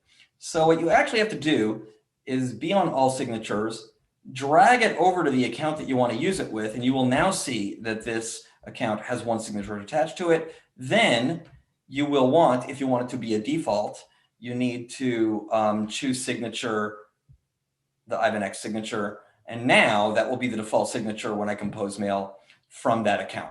So I'm just saying that if a signature is not showing up, but you know that it exists, make sure that it is assigned to the account that you want to be able to use it with, and that you have it selected in Choose Signature. Any questions about that? No questions I see at this time. And the nice thing about that is this is recorded, because that's a really good tip. You got it. Okay. All right. One thing that is powerful in mail, but arguably less so than it used to be, is rules. Rules process mail as they come in. And so it's like, oh, I always want this mail to end up in this folder, or I always want this mail to get a flag. You can do that with rules. So that's here in preferences. Under rules, you get this default extremely useful rule called News from Apple. But if we were to open that up, you would see that if any of the billions of email addresses Apple might email you from, it will set a color. Anyway, let's turn that off and make a rule. This is a familiar interface if you ever made an iTunes Smart playlist or anything like that. You can be, if it's from contains whomever, and then there's going to be perform the following actions: move message to mailbox. Let's say we want to add it to my folder. In fact, I want to put it in my subfolder. Now that's going to happen. If you want, you can have multiple rules in play. If you do, you're going to want to pay close attention to whether it applies to any of the rules or whether it applies to all of the rules. Here is and as you can see, there's a number of different actions that can be applied, like setting the color of the message or forwarding the message, etc. Here is the bummer about rules, is that they are only here in mail. They do not reflect anything happening at the server. So unless, that means these rules are not going to be effective if you are not running mail and you're looking at your phone. Now, if mail happens to be running on your computer and your computer happens to be on, then sure, it'll work full time. You could dedicate a whole Mac to that if you wanted to. But it's important to keep in mind that if you make rules, it's fine, but you should not expect them to be in effect until the next time you open mail. They will not apply to your devices until you open mail and mail can do its thing. Unfortunately, One thing I would have liked to have seen is tighter integration between Mail and iCloud. Mail pretty much treats iCloud just like it's any other mail host. And so in general, if you want rules, I would recommend, if at all possible, to create them at the server. So with a Gmail account, you can actually create a fairly robust set of rules, which Gmail calls filters. In iCloud, you can hardly do anything. So it is what it is. But if you have the need and you use Mail regularly, it's a good feature of Mail. Any questions about that? Ivan, can I just reiterate what you just said for a minute? I just want to make sure I'm understanding this, because so the rules that you set up, let's say on your Mac, are device specific. Those rules will not affect how you see things on your iPhone. Is that correct? Or your iPad or something? And if you have multiple Macs, those rules will not be represented on any other, that set of rules won't transfer to the other Mac. Got it. Okay. Question 2. Mm-hmm. So I set up rules. I only use one Mac computer for all my email. I set up rules, and yet the emails don't seem to always get to the folder that I directed them to. What do you think's going on? Off the top of my head, I don't know. It's something I would need to look at. This is why I have a business. What can I tell you? I don't know. There might, like, it's either because there's something wrong with the rule or because it's a bug in Mail and Mail isn't doing what it's supposed to. It's one of those two things. And again, especially since you have a Gmail account, you might want to check out the filters at Gmail, and which are also in the settings section, and use those instead of the rules in Mac Mail. Well, but Gmail is not my primary email. And I understand. Okay, it's not, the account we're talking about is not a Gmail account. Okay. Any other questions about rules? Yes, here's a question. Where is the best place to set rules? Is it, does setting a rule at iCloud.com have more power than doing it, creating a rule on the MacBook? It's a good question. Thank you. The answer is, if you can create it at iCloud.com, then you should create it at iCloud.com, because then before it even hits your Mac or your phone or any of your devices, the rule will apply. So what you will find, though, is that your ability to set rules up at iCloud.com is considerably more limited than it is at the Mac, in the Mac. So I would say, if you can do it at iCloud, do it at iCloud.com. And then you will still get the benefit from that on the Mac as well as your other devices. If you can't, then you might need to use the rules function in Mail on your Mac. Okay. Okay. Some of the questions we have about that, we're going to actually cut off the questions about the rules and smart folders, because I know you might probably have additional things that you want to actually cover. Yeah, I mean, I've gotten through a lot, although there are other things. I'll go pretty quickly through what's left because it's sort of advanced-y things. Okay, you did mention smart mailboxes, but I will just take 2 seconds and say smart mailbox, rule-based mailbox, saved on the side, we discussed it. Okay, one thing I wanted to mention about search. So search does what you expect it to. You can, if you want to search for this and that, you can put an and between your search term. You can also search for this or that. Has to be in capitals. So you can also, if there's something that you're searching for involving a space, you can put quotes around it, like my phrase, quotes. So quickly about search. I will say that I find search and Mail to have consistently been frustrating over many years now, and it is still frustrating. So if you find yourself frustrated in search and Mail, you may not. If so, I'm happy for you. But if you are, that's a little bit how it is in my experience. Okay, here are a couple. Any questions about that quickly? Yeah, I have a question about search. Does it only search the folder that you happen to be sitting in? Excellent. Yeah, good question. So that's up to you. You will see that it says searching my folder. Now there used to be some, oh, okay, they moved it over here to the upper left. You see how it says search all mailboxes, then it will search all mailboxes. If you want it to search one mailbox, you click on that mailbox. Okay. All right, let me show you a few settings and things that I think are worth knowing about. These are a little technical, so I'll skip the ones that don't seem that important. But one thing that's important is that the default mail program for your system, like what opens up if you click a mail link on a website, is set here in the Mail app. So even if you don't use Mail and you want to use some other mail program entirely, you have to designate that here in the Mail app. You may even need to set it up with an account just to get to the preferences to set it up. So that's important. One thing that I also think is important is if you have several accounts, I highly recommend naming them to your email address or something that is readily identifiable to you, because otherwise you're going to get the default generic labels like Google or Exchange, and it's not going to be as clear to you. You can do that either here under Mail accounts and then under description, you can change the description. You can also do it in the details area of internet accounts. It's the same thing. I want to discuss, here's one command I want to show you because it's useful, is the synchronize command. It's a little misleading, but if you know something has changed at the server, you're testing things and you need mail to refresh itself, the command you want to use is synchronize. It does show up if you right click on something or two finger click or control click.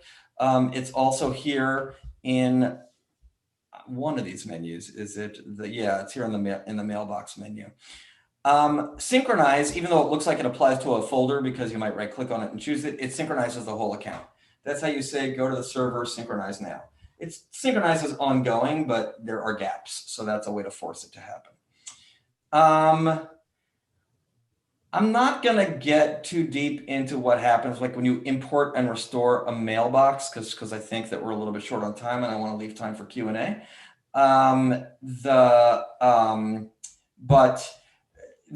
what you want, this is what's important, is that if you're importing of a mail folder that, say, you pulled off a Time Machine backup or something like that, it ends in a .mbox extension, you don't want to select that. You don't want to go into it. You'll see like a billion things that it wants to import. You want to select the folder that contains it.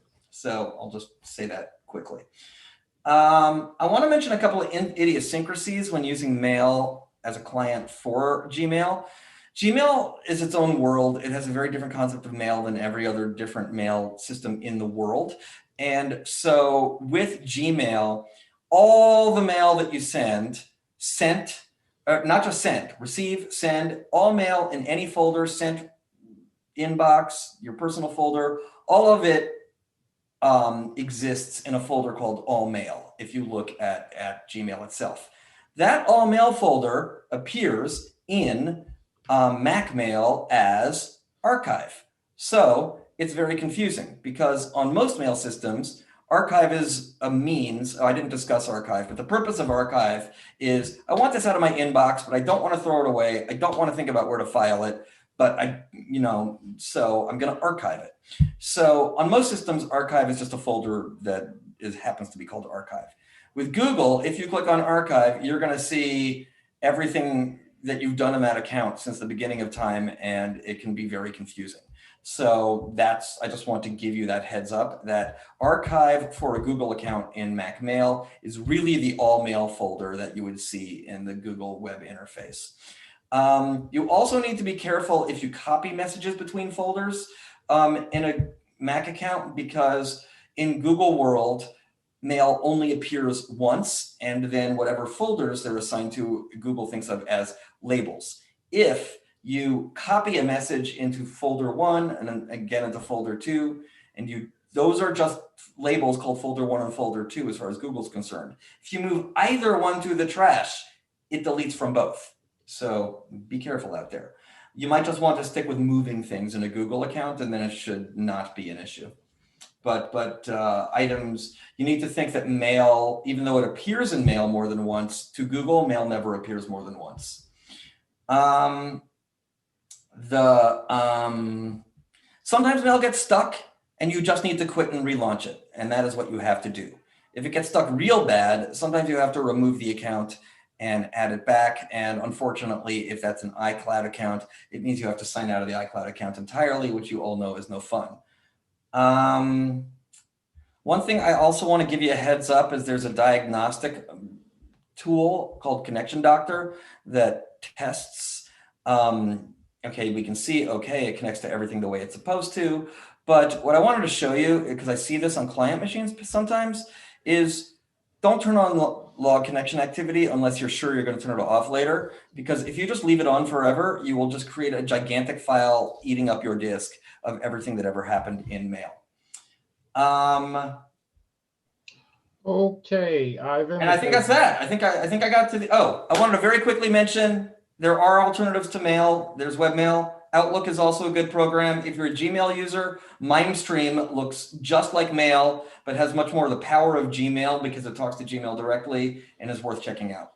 That's it.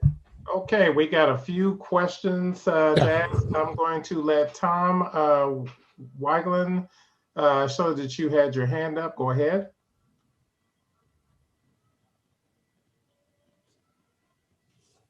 Hi. Yeah, I just if you move if you want to have filtering in iCloud, that will only filter iCloud email. That won't filter like Gmail or Hotmail, right? Yeah, that's correct. Well, it depends actually. Like if you set up, you're right. If you set up a filter at iCloud, of course that's the case at iCloud.com. If you set up a rule here and it's not account specific. So you could actually globally set up, that might be another reason to use rules, is it could apply to any account. If the purpose is to say move the message, that's going to be account specific, which you would choose here. Right. But if you want to do it on the server. Oh yeah, if you want to do it on the server, then yes, you would need to set up equivalent rules on each server. Okay, great. Thank you. And Mike Eisenberg. Hey, great presentation. Thank you for sharing. There were just two things I wanted to highlight to the group that I thought might be of interest. One, with regards to the favorites and the mailboxes, if you put your folders in the favorites, you can, if you will, well, first of all, you can show your favorites on the left bar on your top bar underneath your, all the actions that you can take by going to view and then towards the bottom hide or view favorites bar. And then from there, if you hit Command Control and whatever number along that line of favorites is that mailbox, it will be a quick shortcut to shoot that email into it. So if your fifth favorite inbox is, storage for work, and you hit Command Control 5 on an email you're looking at in the inbox, it will then shift it or put the email away in that folder.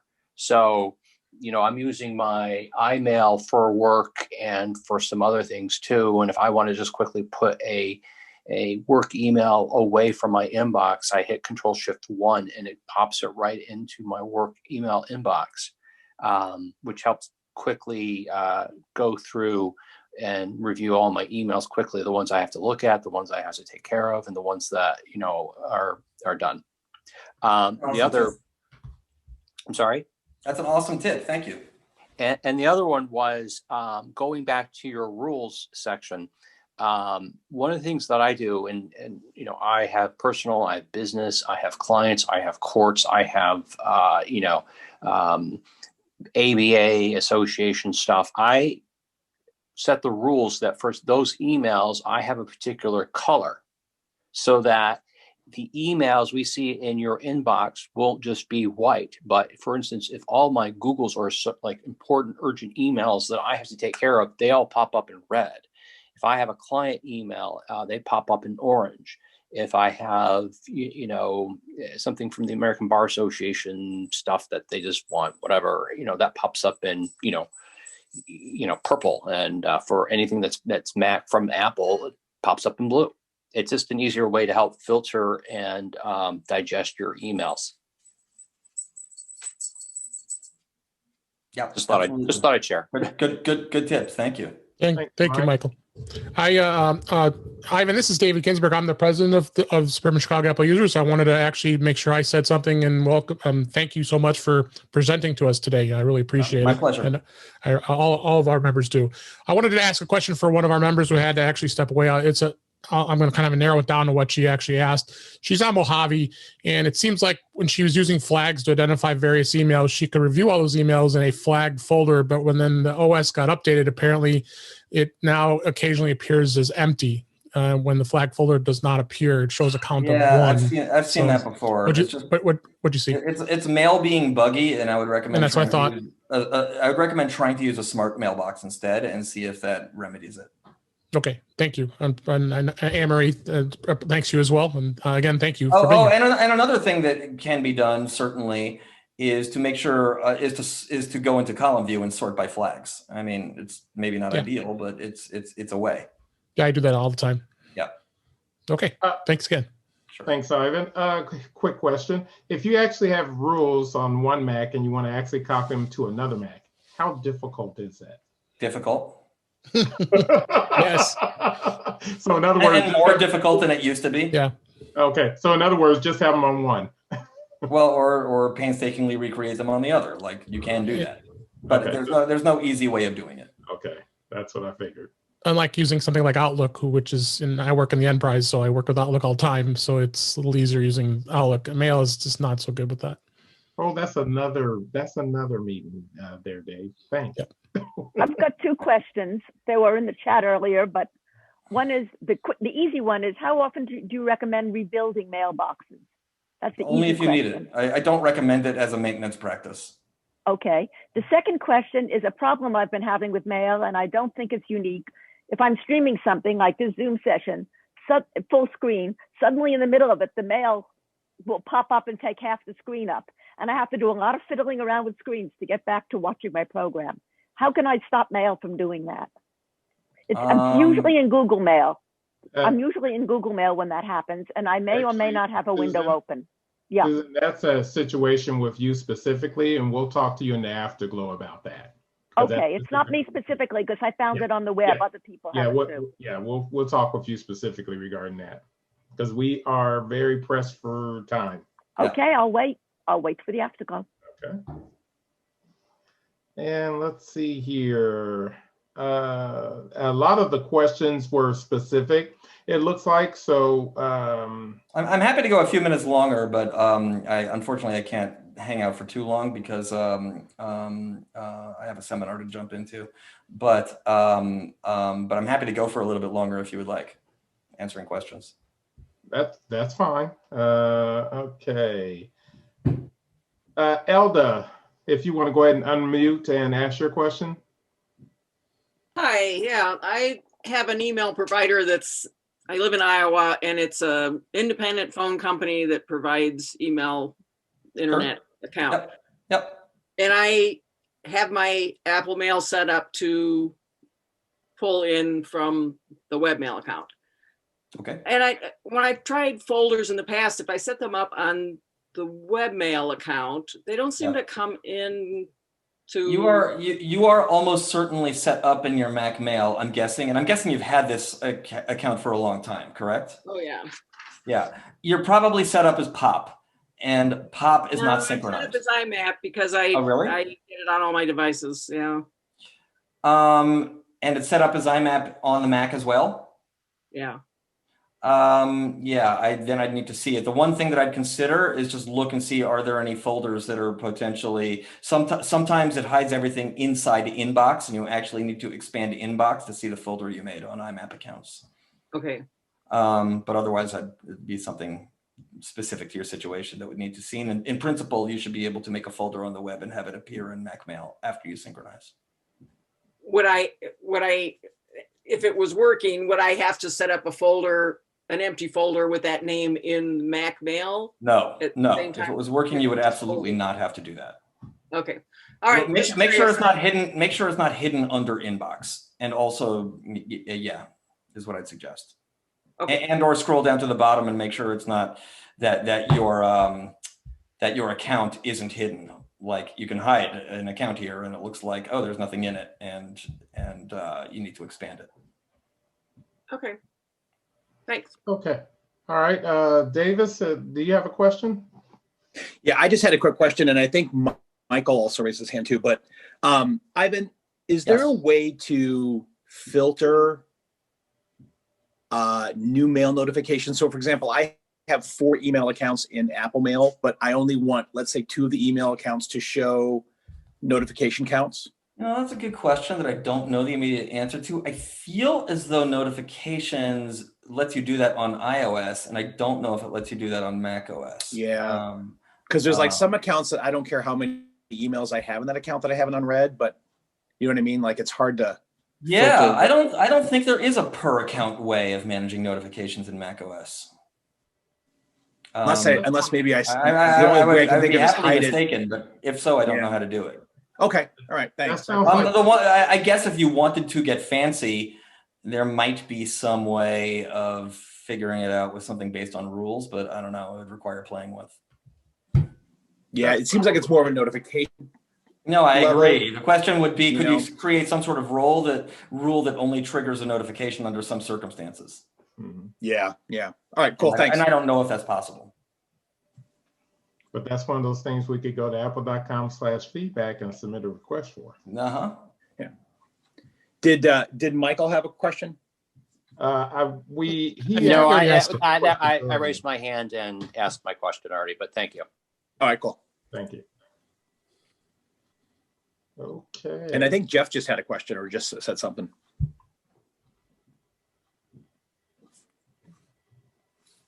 Actually, I just wanted to back up, Ivan, what you said about notifications. You have almost no control over notifications of mail on the Mac. Totally sucks. Yeah. Yeah. Sounds about right. So you know, one thing that does occur to me, it's hardly elegant, but if say your underlying accounts are Gmail accounts, I use Google, so that's why I keep talking about it. But it's probably true for other mail hosts as well. You probably could allow incoming mail notifications on the web in webmail, so that if you have incoming webmail notifications on the accounts you want, then and turn them off completely in Mac Mail, that might be a way to work around it.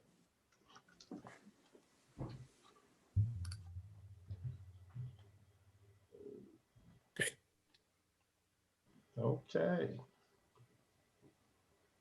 All right. Well, looks like the questions have slowed down. I know that there were some questions that were specific to individual situations that we can actually address in the afterglow. Ivan, I would like to thank you for a very good presentation on mail. Of course, this is probably the one program that everybody uses and uses on a daily basis and probably spends the most time on their computer with.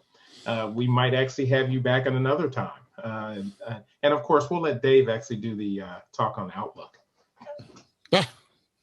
All right. I just want to close out at this time. By the way, if you should receive a survey, please fill out the survey. Your feedback is valuable in us actually choosing who we actually choose to actually present to you. We have upcoming meetings for the iOS SIG. We'll be back in February, on February the 3rd. Dave will be speaking there. We also have our main meeting, another main meeting on the 6th. We have the photo SIG coming up on February. All these dates are in February because, believe it or not, February is right around the corner. February the 17th. For those of you who are actually watching this on a recording and you're not a member, please go to our website at myscau.org and sign up. And I'm George Brooks, and from the entire board of directors, we want to thank you for attending today. And